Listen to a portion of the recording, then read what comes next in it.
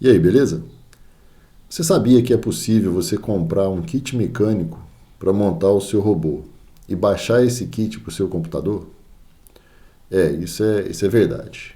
Hoje a tecnologia permite que você faça isso. Meu nome é Demétrio, eu ajudo pessoas a sair do zero e ensinar robótica educacional em 10 semanas. Você já ouviu falar em robôs 4.0? Pois é, hoje eu vou falar para você dos robôs 4.0. Só para a gente poder contextualizar o assunto, um robô ele possui basicamente três partes que são: você tem uma parte mecânica, né, que seria essa parte aqui do robô, toda essa montagem com papelão e tal, né, é a parte mecânica do seu robô. Você tem uma parte eletrônica, tá, que nós usamos aqui o Arduino, e você tem também uma programação. E como é que isso funciona?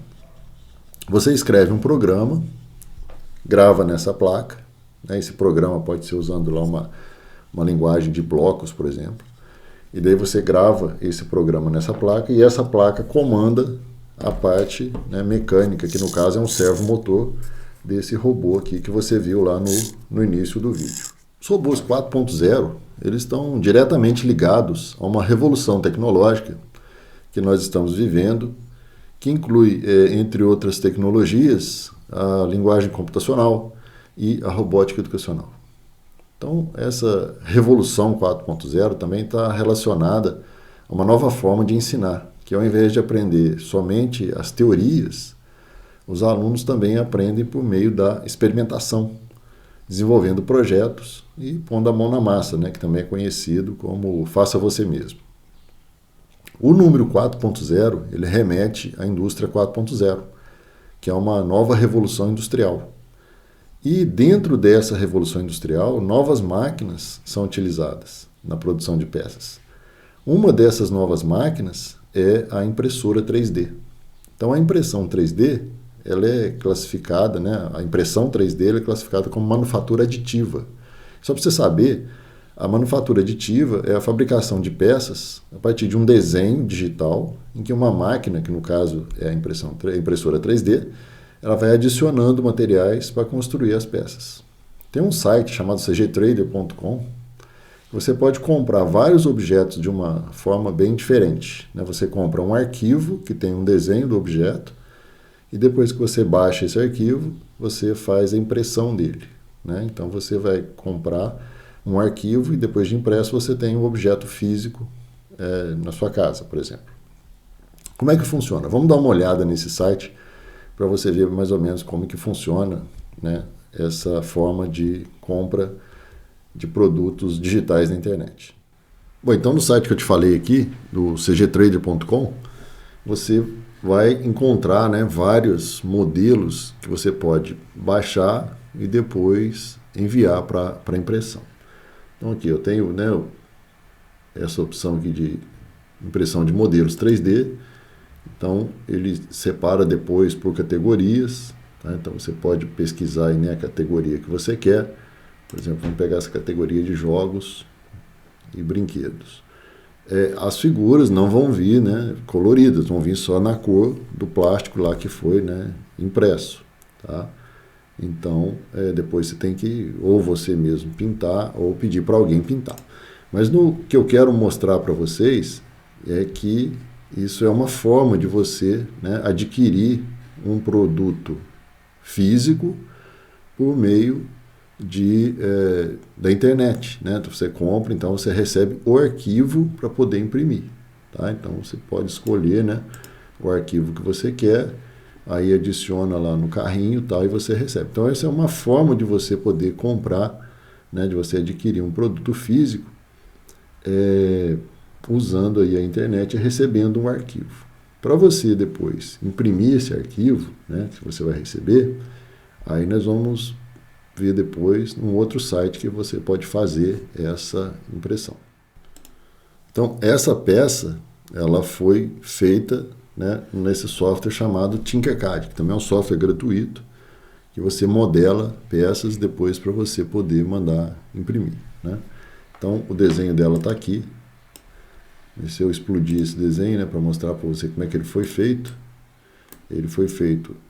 a princípio, uma uma peça que é um retângulo, né, que foi colocado aqui, tá? Uma peça dessa aqui, ó, né? Foi colocada essa peça, e daí você tem aqui a largura, né, e a profundidade. Então, se eu colocar aqui, ó, 25 por 18, por exemplo, né? Vou ter essa peça, e qual que é a altura dela? 15. Né? Então, eu coloco aqui 15. Então, eu estou modelando novamente essa peça. O canto arredondado, eu mudo aqui o raio para 1, e eu vou ter esse canto arredondado. Então, já tem duas peças semelhantes aqui. Tá? E depois, você vai inserindo essas outras peças, né, que vão fazendo ali os furos na peça, tá? Que a gente chama de orifício aqui, né? Então, eu vou, por exemplo, copiar esse aqui, e depois eu vou colar, e depois eu trago ele para cá. Tá? Então, eu já monto aqui, ó, né, do jeito que eu quero. Vou fazer um agrupamento deles e vou centralizar ele melhor na peça aqui, usando a ferramenta de centralizar. Aí ficou centralizado agora. Tá? E depois também posso, né, copiar ali esse outro furo, usando a mesma ferramenta aqui de você centralizar a figura na peça. Já ficou centralizada. Tá? E depois tem esses outros furos aqui também, né, que eu vou copiar novamente aqui e vou fazer o furo nessa outra peça aqui. Tá? Então, nós vamos ter aqui, eu já montei aqui duas peças, não preciso montar duas, né? Na hora de imprimir, você fala a quantidade que você quer imprimir, você precisa ter uma só. Tá? Então, você vê que é muito rápido, né, para você desenhar. A impressão é um pouco demorado, tá? A impressão sempre demora um pouco para poder ser feita, porque vai depositando o material e tal, né? Então, vamos pegar essa peça que eu acabei de desenhar e vamos fazer a exportação dela para um arquivo lá, STL. Né? Então, esse arquivo STL é o que vai ser colocado lá no software da impressora, que eu vou te mostrar agora como é que é o processo lá da impressão, né? Para você saber como é que é feito isso. Quando você enviar o arquivo STL, como que eles vão ter que fazer lá para poder imprimir esse arquivo seu. Então, eu vou abrir um programa aqui, que é o Cura, né, que eu utilizo na impressora 3D aqui da escola, e esse software que vai fazer para mim o fatiamento, né, que ele vai gerar as coordenadas do desenho, e por meio dessas coordenadas, a impressora 3D vai caminhar ali nessas coordenadas e montando a peça, né, em 3D. Bom, aqui nesse software agora, né, de impressão, nós vamos abrir aquele desenho, né, o STL, que foi gerado no outro programa. Chamei ele de E. Então ele vem para esse programa. Então nesse programa eu já tenho, né, aquela peça que foi feita. Ele fica aqui no programa. E daí nós vamos fazer o fatiamento dele. Algumas coisas, né, que faz parte da configuração, mas quando você recebe, né, o arquivo com a peça, já vem um outro arquivo te explicando já, né, como que tem que ser a configuração da peça, porque você tem que ter uma resistência na peça, né, para ela não quebrar fácil. Tá? Então, nessas peças que tem o vão, geralmente a gente usa a impressão ela nesse formato, para imprimir de baixo para cima aqui. Se eu colocar assim, aqui fica muito fraco. Essas pontes aqui ficam fracas, quando você coloca o papelão ela quebra. Aqui, como a impressão é feita nesse sentido, ele fica muito mais resistente. Tá? Então, uma outra coisa que tem que ser olhado também é a altura da camada, né? A primeira camada, então, coloca lá 0,2 e o preenchimento dele com 20. Quanto maior o preenchimento, né, mais pesada fica a peça, mais resistente fica a peça e mais caro vai ficar a peça também. Tá? Então, uso aqui, né, preenchimento 20, com camada de altura 0,2, tem uma resistência muito legal. Então, você manda agora fatiar, né, o pessoal lá da empresa que vai imprimir, que vai fazer esse processo, não é você não. Tá? Eu só estou te mostrando como que funciona. E depois, salvar o arquivo, você pode ver lá, deu 49 minutos essa peça aqui para imprimir, né, com essas configurações que eu coloquei. E ele gerou aqui um arquivo chamado G-Code, né, o E, que é o nome do arquivo que eu coloquei, que, né, a peça parece um pouco com a letra E, e a extensão que ele gerou é um G-Code. Então, eu vou salvar esse arquivo, tá, e vou mostrar para você o que ele gera no arquivo, né. Vamos entrar aqui, então, onde ele baixou, que é o G-Code. Eu vou pedir para abrir esse arquivo, para a gente ver o que está escrito nesse arquivo. Tá? Então, você tem aqui, ó, várias coordenadas. Tá? Você vai ter várias coordenadas aqui, né, que é onde a impressora tem que passar. Então, essa pecinha aqui, tá? Ela é feita com todas essas coordenadas aqui, ó. Tá? Você tem que ter uma barra de rolagem aqui, para desenhar essa peça, a impressora tem que passar por todas essas coordenadas, né, para fazer a impressão dela. Então você entende mais ou menos como que funciona aí a impressão 3D. Então o site que eu falei para você, que você pode enviar, né, se você não tem uma impressora 3D e quer fazer a impressão usando um serviço de impressão da web, você pode usar, né, o site que é o Fabrica, né, que está sem acento aqui, 3D. Esse site você vai fazer um orçamento em tempo real para o seu projeto. Então, né, ele tem a página inicial do site, depois ele já mostra aqui como que contrata o serviço. Então, você clica nesse link, que você vai ver a ferramenta deles de orçamento para impressão 3D. Então eu vou pegar aquela peça que eu tinha mostrado já para você, que eu desenhei, que está aqui no meu Downloads, e o ponto .stl, o arquivo .stl. Então ele já baixou aqui para o site. Daí você pode escolher, né, o material que vai ser feita a impressão, o ABS, né, dá para fazer a impressão, e essa é a cor, né, da peça que você vai querer. Você pode escolher essas cores aqui de peça, no caso meu leão amarelo, né? Então você consegue ver aqui a peça. Então essa peça aqui ficou por R$ 3,97. Então você mandar um conjunto de peças, o preço fica, né, às vezes um pouco mais barato. E depois você pode entrar em contato com eles para ver frete, como é que vai fazer isso, mas está tudo isso no site deles. E essa ferramenta ela é bem interessante para você poder fazer essa impressão da peça. Aqui o preenchimento, né, com 30%, se eu mudar aqui para 20%, ele já muda lá o valor do preço, provavelmente. R$ 3,81. Né? A diferença é pouca, se deixar em 30%, tá? Né? Você tem uma peça mais resistente. E daqui você escolhe, né, a resolução da peça. No caso dessa peça, numa peça decorativa, né, você tem uma alta resolução, não sei se tem muito interesse para você, mas aí depende do seu gosto, né? Geralmente peça decorativa a gente coloca alta resolução, tá? Aqui ele já tinha calculado, né, com resolução média. Então você pode escolher nesse site como, né, que você vai ter aí o seu objeto físico, né, a partir de um modelo digital. Beleza? Então lá, Fábrica 3D, né? Esse aí é um dos sites que eu achei muito interessante para você fazer orçamento de impressão 3D.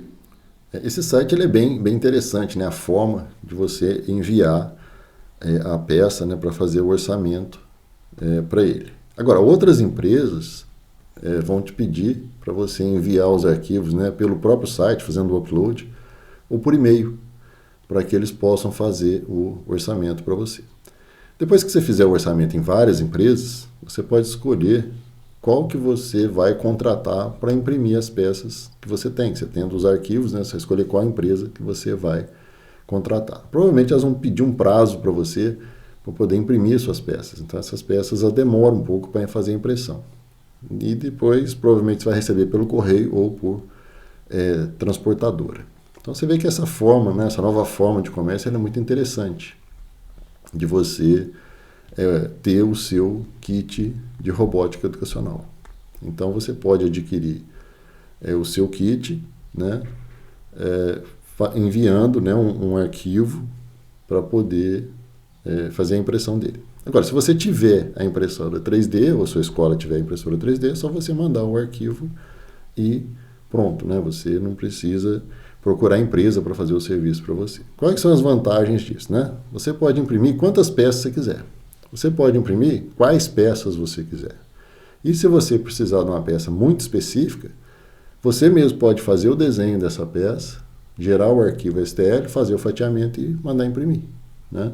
Aqui na escola, nós usamos essa técnica, né, essa tecnologia de impressão 3D desde 2017, porque foi a forma mais barata e econômica que nós encontramos para ter um kit nosso exclusivo de robótica educacional.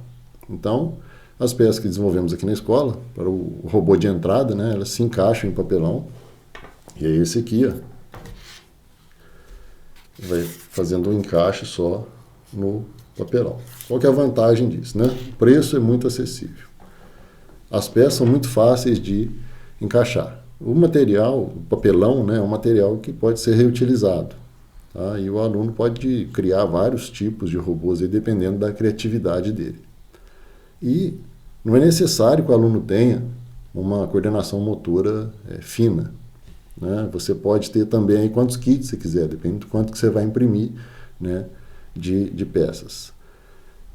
E outras peças também você pode desenhar para poder montar esse kit de robótica educacional de acordo com as necessidades, né, que você tem aí. Às vezes tem uma peça que não te serve, você desenha outra.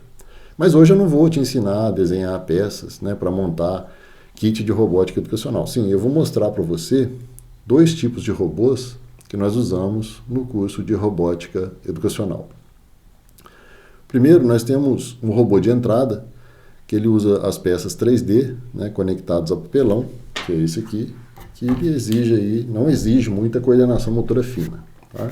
Quando você começar a montar os robôs lá com seus alunos, você vai perceber que, independente da idade, a coordenação motora deles, né, às vezes deixa a desejar, tá? No começo. Eles não têm muita coordenação motora ainda. Mas isso aí vai mudar, tá? De acordo com o que vai passando, né, o tempo, isso vai mudar. Então, você já tem que ir para um próximo nível. E para chegar nesse segundo nível, nós desenvolvemos esse outro kit, tá? Que também usa tecnologia, né, de impressão 3D. Só que a diferença é que a montagem dele é feita com parafuso. Então esse kit é um pouco mais complexo de ser montado, né? Ele exige mais tempo, tem que ter um raciocínio ali, um planejamento para você poder montar o robô, tá? E nessa forma aqui também, dependendo do tamanho do parafuso, né, você monta o projeto que você quiser, tá? E essa montagem ela exige ferramentas e técnicas que são usadas realmente na indústria de robôs. Agora, você pode me perguntar também o seguinte: por que é importante usar um kit de montagem, né, impresso em 3D, se eu posso montar robô com papelão e cola quente, por exemplo? Isso é verdade, eu concordo com você. Mas eu vejo que tudo depende da situação. Por exemplo, se você vai dar uma aula particular de robótica, provavelmente o seu aluno ele vai ter lá um lugar para guardar o projeto que ele está fazendo, né, que ele está montando. E depois ele continua esse projeto na próxima aula. Aí você usar cola quente, cola branca, tudo isso aí não vai ser problema, né? Que dessa forma o aluno vai conseguir finalizar o projeto sem ter que montar o projeto todo novamente, né, em toda a aula. Isso aí não vai para frente. Agora, se você tiver a sua escola ou for trabalhar numa escola com robótica educacional, é bom você lembrar que sempre depois de uma turma já começa a outra, né? E que o tempo entre uma turma e outra é pequeno. Então, nesse caso, os alunos, dependendo da complexidade do projeto, também não vão conseguir terminar o projeto na mesma aula. E se você for usar papelão e cola quente, além de você ter que ter, né, ali algumas pistolas de cola quente e vários bastões para os alunos, a escola tem que ter também um espaço para guardar esses projetos que foram montados, para que os alunos, né, possam chegar na próxima aula e retomar o projeto da onde parou, não ficar remontando o projeto toda a aula. E quando você utiliza as peças impressas em 3D, é possível que o aluno monte e desmonte isso aí de forma muito rápida, né? Você tem que ter um espaço para guardar um kit desse aqui, por exemplo. Isso aqui é um kit de peça que você consegue montar os robôs. Então, ao final da aula, o aluno pode desmontar o robô e montar na próxima aula de forma muito rápida. Quando você começar a dar suas aulas de robótica educacional, você vai, usando essas peças impressas em 3D, nos primeiros projetos eles demoram ainda um pouco para montar, né? Porque estão conhecendo as peças e tal. Mas depois esse tempo diminui muito, tá? Então agora eu vou te mostrar como que monta um projeto, né? Vou mostrar esse projeto aqui. Usando essas peças, né, com conexão com papelão, tá? E depois eu vou montar esse mesmo projeto usando essa outra técnica aqui, né? Que é usando aí parafusos com peças também impressas em 3D. Vamos lá para você ver. Bom, pessoal, então para montar aquele robô que você acabou de ver, que vai te ajudar a fazer um chazinho aí de manhã, nós vamos usar papelão e essas peças aqui que são feitas, né, na impressora 3D. Então, esse aqui é um kit exclusivo nosso, né, que nós desenvolvemos aqui na escola para poder montar esses robôs. Então, nós vamos usar essa peça de conexão para fazer aqui uma base para o robô. Você pode ver que é bem simples você fazer. Essas peças elas foram, né, desenhadas num programa de CAD, de desenho assistido por computador, e depois foram impressas ali em 3D, tá? Usando uma impressora aí de tecnologia 4.0, né, que é a impressora 3D que está aí hoje na indústria também. Então vamos fazer aqui a base do robô. Nós vamos colocar essa parte que vai sustentar o servomotor, né, o servo 9G, que você encontra para comprar em qualquer loja que vende Arduino, né, produto de automação. Essas peças, né, essa peça preta e essa peça roxa também, que está parecendo um azul, né, ela também foi feita usando impressão 3D. Mas é muito simples, né, de você fazer a conexão, muito prático você trabalhar com essas peças. Então, colocando essa peça, eu sei que ele vai fazer uma força aqui, pode acontecer dele soltar aqui, né? Querer subir aqui também, tá?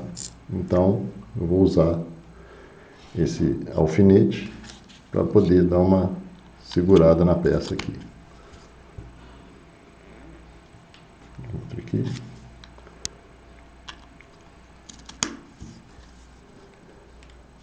Daí já temos montado aí, né, uma parte do robô. Se quiser colocar o alfinete aqui para o lado de dentro, fica melhor. Esteticamente melhor.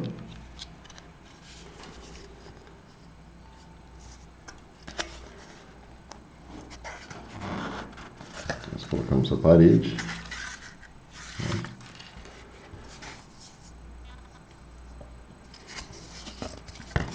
E aqui em cima ele vai, né, ligar nessa peça aqui para poder puxar. Só que para aumentar o comprimento dessa peça de plástico, nós vamos usar essa peça de papelão, né? Nós vamos encaixar ela aqui. Vamos prender também usando aqui um alfinete. Está presa a peça. Aqui.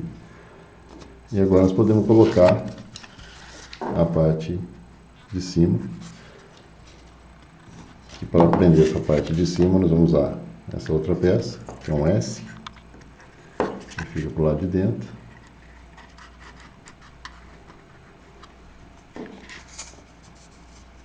E agora nós colocamos essa peça aqui que vai funcionar como o braço. Para fazer o eixinho desse braço, vamos colocar um pouquinho mais para cima aqui, ó. Vou usar um alfinete também para prender. Então agora nós temos, né, o braço já vai funcionar aqui.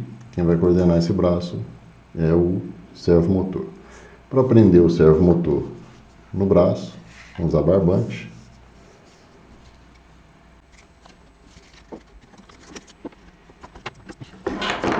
prontinho já a montagem do nosso robô. E agora nós vamos ver a programação dele. Aqui na ponta nós vamos usar essa peça para poder prender ali o sachêzinho ali do chá. Vou colocar ele aqui e está pronto aí a montagem do robô. Né?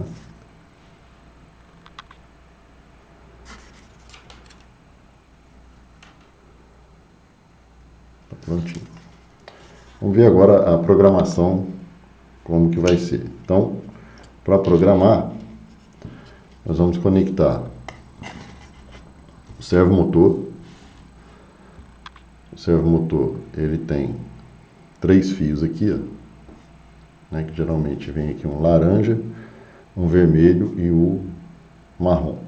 Né? O marrom, ele vai ficar nessa placa aqui, que é o Shield V5 do Arduino.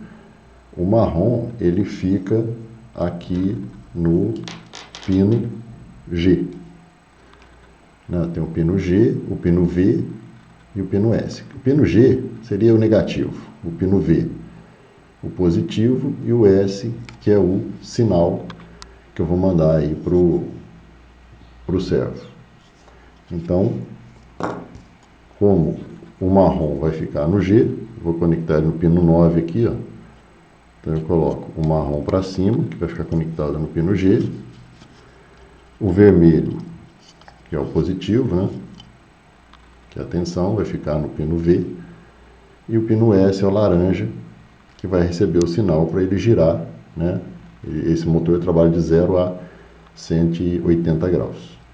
Então vamos fazer agora a programação do robô. Então, pessoal, para programar esse braço de robô, o que nós vamos fazer? Primeira coisa, eu tenho que saber aonde que está o meu servo, qual posição que ele está parado, né? Dependendo da montagem que você fizer, você tem que saber em qual posição ali o seu servo motor ele ficou parado. Tá? Então, nessa posição aqui, qual o ângulo que ele está, né? Quando ele está nessa posição, eu tenho que descobrir isso antes. Não adianta eu falar para você, programa assim que vai dar certo, que não vai, que dependendo do jeito que você colocar o seu servo motor, né? O ângulo que você vai colocar não vai ser interessante para você. Como é que você descobre em qual ângulo que o seu servo está parado? Então, nós vamos fazer uns testes aqui com ele, que é o seguinte. Nós vamos primeiro conectar aqui o Arduino no M-Block. Foi criada a conexão e depois eu vou criar um evento. O que é um evento?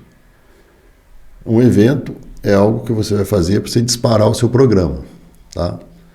Então, no caso, eu poderia pressionar essa bandeira verde aqui para começar o meu programa, tá? Eu posso usar, né, uma tecla, pressionar a tecla de espaço, ou eu posso escolher uma outra tecla aqui qualquer para eu poder pressionar para poder começar a executar o programa. Então eu vou usar a tecla de espaço, que ela é mais simplesinha ali da gente até encontrar ela aqui, né, mais fácil de fazer teste.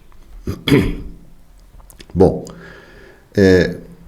o servo motor está ligado aqui no pino 9 do Arduino, né? Então eu vou vir aqui no pino e tem um bloco que define para mim aqui, ó, definir ângulo do pino servo no 9, beleza. E depois ele fala, esse 90 são 90 graus, tá? Então, se eu deixar aqui os 90 graus e pressionar espaço, ele vai lá para cima, né? O servo motor, ele trabalha de 0 a 180 graus, tá? Então, se eu colocar 0, ele está indo para lá, tá? E se eu colocar 180, ele vai vir para cá. Então, 180 já é uma posição interessante, né? Ele subir ali para mim esse braço. Então, ele sobe aqui a ponta, ele desce aqui puxando, ele vai subir o braço. Bom, Quando eu quero que ele desça, 90, né? Se eu coloquei 90 ali, eu achei que fiquei muito, que foi muito, quer ver? 90, né? Foi muito. Então eu vou colocar 90 mais 45, 135 graus. Né? Então, se você vai trabalhar matemática, usar ângulos, né? Trabalhar com servo, é bem legal. Então aqui ele ficou com 135. Então 135, ele não puxou, né? E o braço ficou lá embaixo. E se eu colocar 180, ele vai puxar até o final. Beleza, então 180 e 135 são os números aí que nós vamos precisar para criar, né, o nosso movimento do braço. Só que aí você vai fazer o seguinte, né? Então tá fácil. Eu vou duplicar esse bloco e vou colocar 135 nele. Não é? O que ele vai fazer? Ele estava em 180 e colocou, né, o 180 e depois ele foi para 135. Então tem que fazer isso várias vezes, né? Uma forma, né, que o pessoal que está começando a programar faz é assim, ó. Você fica duplicando os blocos, né? Então ele vai fazer 3 vezes a mesma coisa. Vamos ver como é que ele vai fazer isso. Ó, ele fez, só que ele é rápido, né? Fez 3 vezes a mesma coisa. Então eu vou colocar, né? Você pode pensar assim, então eu vou colocar um tempo, né? Ele vai descer, vai esperar um tempo, depois ele espera outro tempo, e assim ele vai esperando 1 segundo para cada vez que ele mudar o ângulo, né? Então se eu pressionar espaço aqui agora, ó,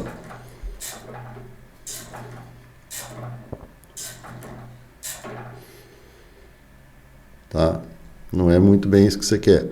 E a programação está muito grande também, né? Então, como ele está repetindo aqui, ó, 180, 135, 180, 135, o que eu posso fazer? Eu posso tirar esses blocos daqui e pedir para ele repetir isso para mim.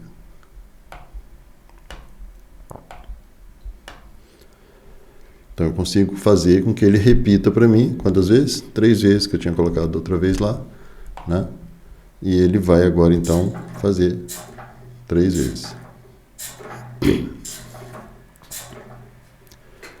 Só que está um movimento muito, né, brusco. Nós não queremos isso.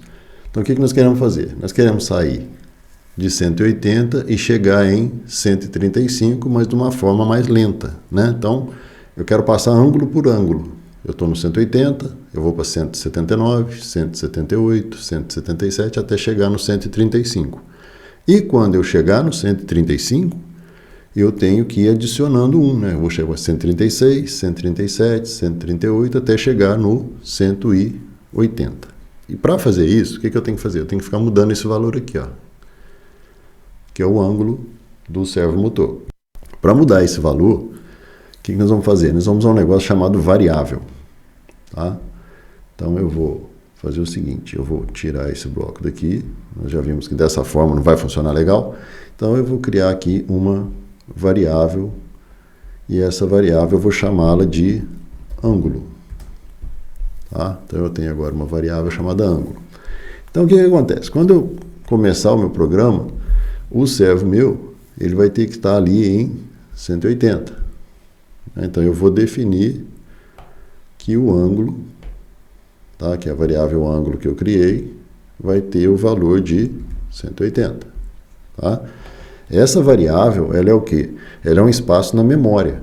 Então eu falei lá, que reservei lá um espaço de memória do computador, eu falei, ó, esse espaço que vai chamar ângulo, e eu estou guardando nela o valor 180. Então eu não passei isso para o servo ainda, o servo não vai executar isso ainda, né? Mas aí eu vou ter que passar esse valor ângulo para o servo, tá?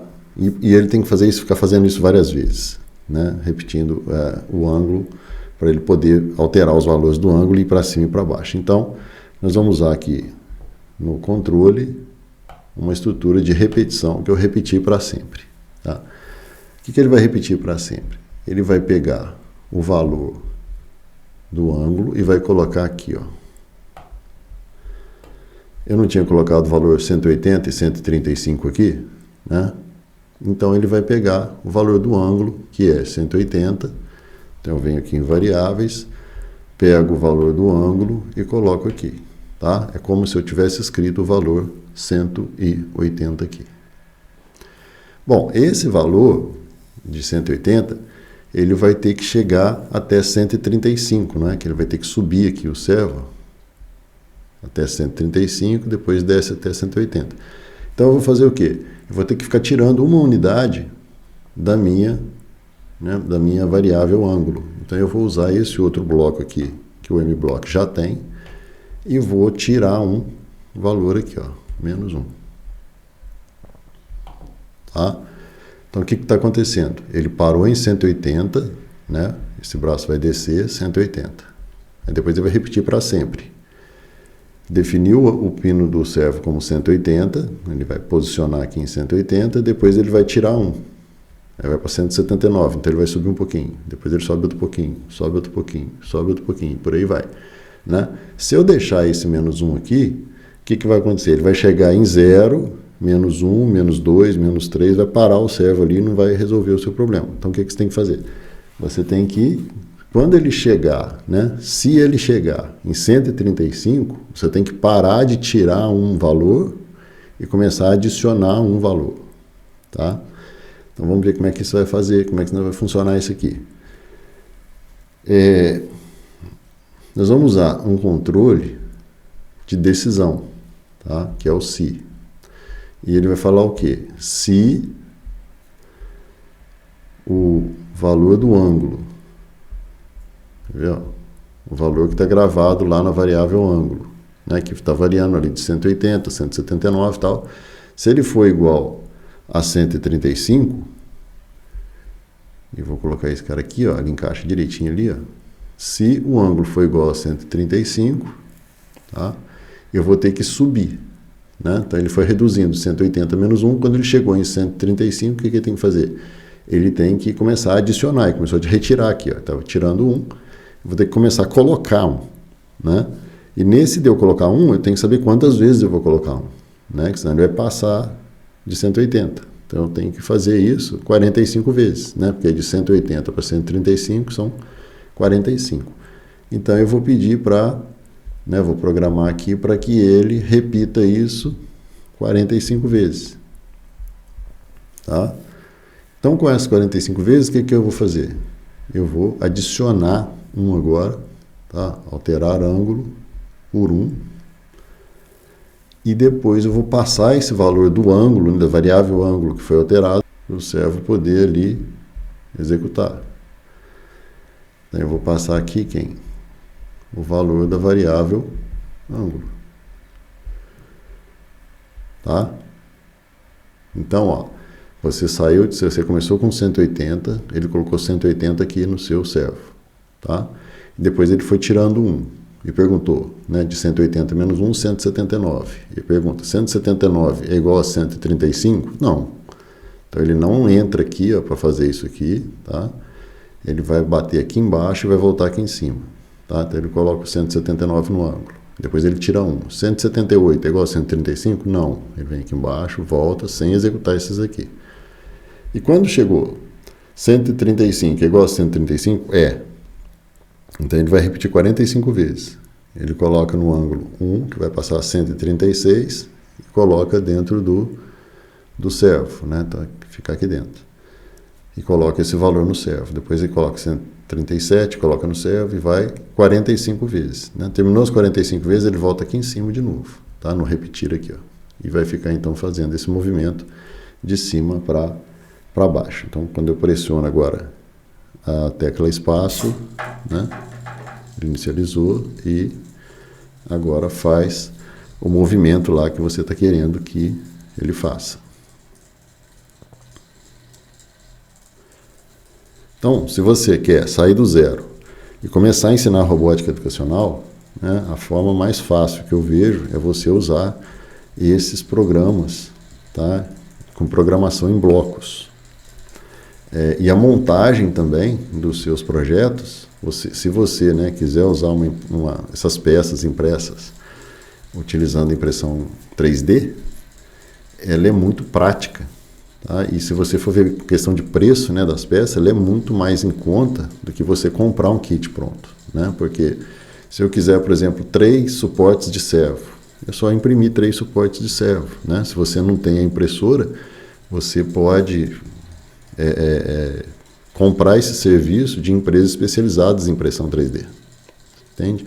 Então, você tendo esse projeto, né, você usando essa tecnologia de impressão 3D para montar os seus kits de robótica educacional, eles ficam assim, financeiramente muito mais viáveis para você poder trabalhar, né, tanto para você dar aula particular, que você pode até vender os kits, né, impressos já para o seu aluno, ou para você trabalhar na escola do ensino regular, né, porque a robótica educacional é muito nova.